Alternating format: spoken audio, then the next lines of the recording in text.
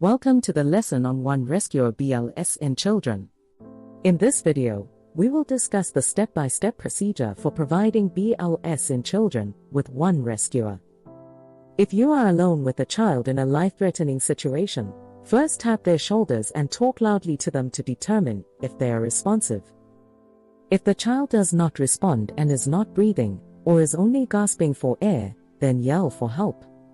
If someone responds, send them to call 911 and get an AED if you are not in a healthcare facility, or activate emergency response system and get a defibrillator if you are in a healthcare facility.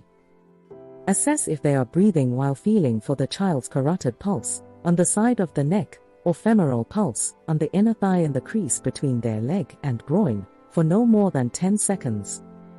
If you cannot feel a pulse or if you are unsure, begin CPR by doing 30 compressions followed by 2 breaths. If you can feel a pulse but the pulse rate is less than 60 beats per minute, begin CPR. This rate is too slow for a child.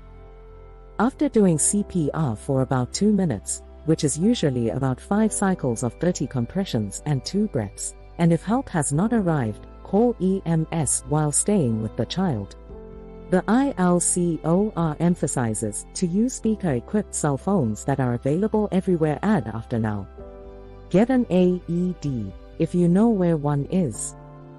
Use and follow the prompts on the AED or the defibrillator while continuing CPR until EMS arrives or until the child's condition normalizes. This concludes our lesson on one rescuer BLS in children. Next, we will review 2 rescuer BLS in children.